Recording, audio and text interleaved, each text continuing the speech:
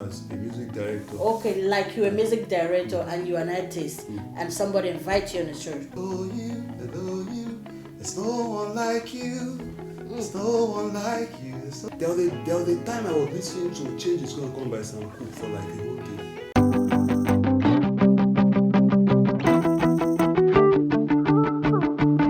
Laughing here all over because this is the opportunity I have to be with people, because most of the times I'm always trying to find my balance. You guys were asking, how do I do all the things I do?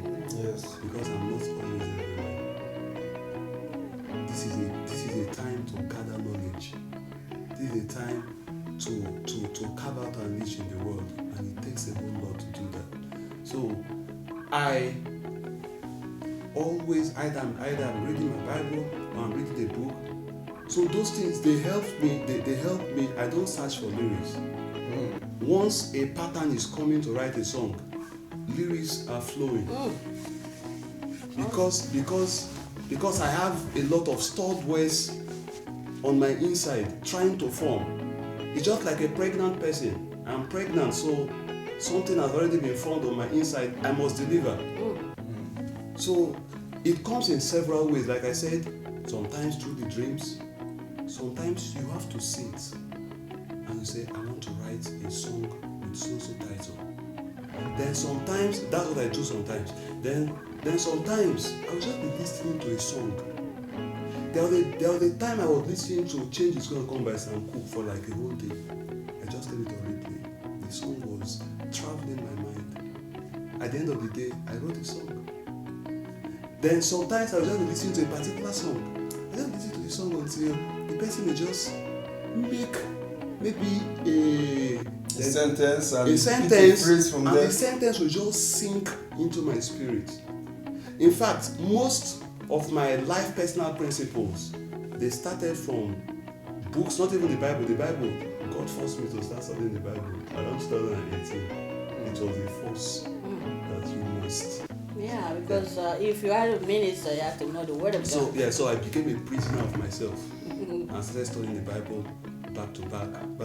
Yeah. So what I was now about the songwriting, I said sometimes I can just be listening to a song. Yeah. And all of a sudden the person will run a phrase. That phrase will start to multiply in my head, and I'll make a song out of that phrase. If the person hears it, the person will not know that like, I got inspiration from his own song. From even his own song. They said iron sharpen iron. Yeah. You understand? Like so far, if you said you started, if I can get you clearly, you started from a very tender age, and you started singing at the age of 9. Although some people say they started from the womb. me, I didn't start. At least I didn't say I started from the womb. They gave it to you before. They gave it to me. Like how many songs have you been able to record personally on your own? Okay, over the time. Professionally. Okay, I can say that professionally, I've not recorded so much. Based on many factors. Yes, but most of them I have them on my voice notes. The few ones I've recorded, I have some on YouTube and most of the social media platforms. Yeah, so I've recorded. There was this my song I did some time ago called "The Fullness of Time." They use it for a movie soundtrack. They use it for a movie soundtrack.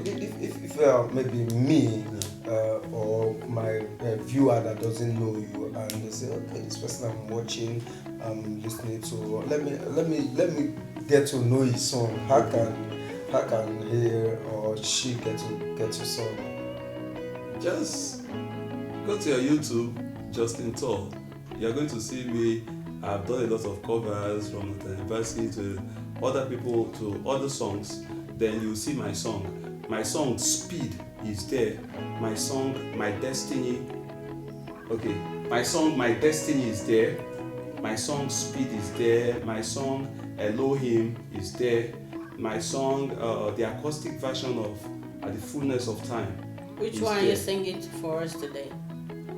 I'm just thinking as you're here, I'm racking my Just head. restart. One last question before we go over there. Princess, he has actually told us much about that Inspiration FM. You just mentioned that you were running a healing program, because I'm so much in particular about that word healing.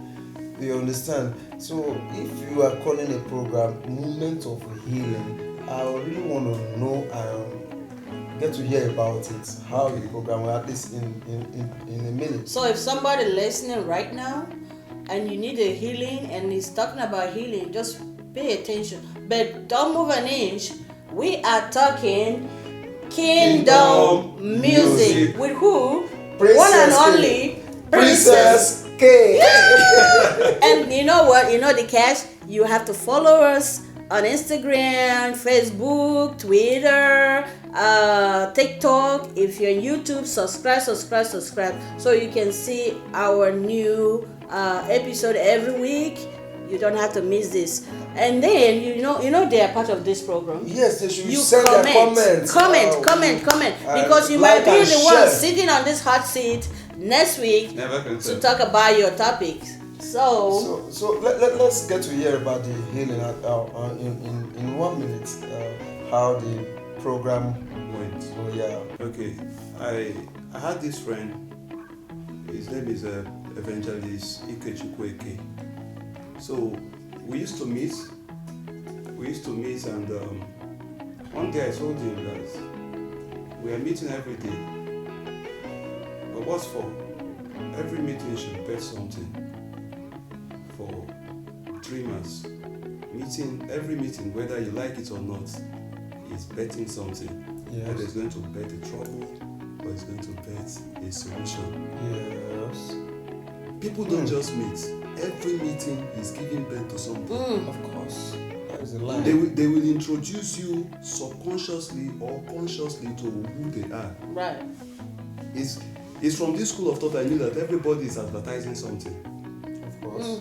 Everybody is advertising something. They're advertising their beliefs. So we had that conversation and he said, I think we should start a radio program.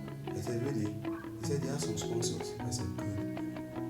He said, you sing very well, and for now I'm doing much of the preaching. I said, okay. So I was doing the worship, then he will not preach.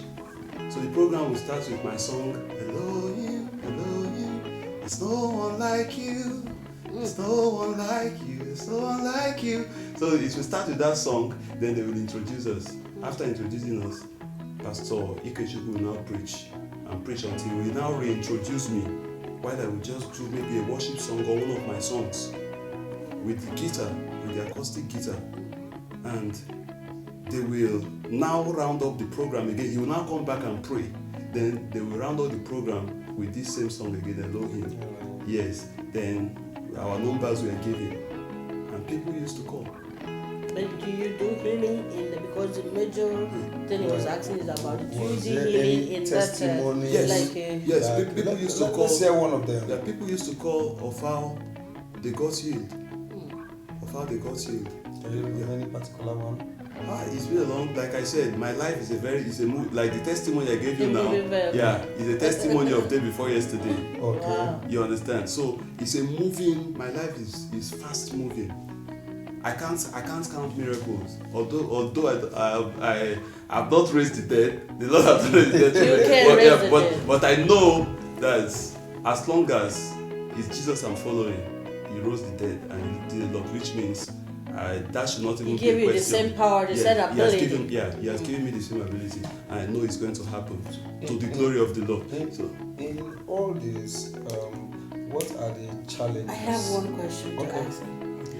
Because this is we need to bring something controversial into this whole talk. okay. So, what do you tell me what you think is like they say you go online, you hear people talk about it, and some pastors talk about it, and I want to know the mindset of a minister, a music minister. What do you think about a music minister or an artist going like church to church ministration? Like on Sunday, you have a church you attend, right?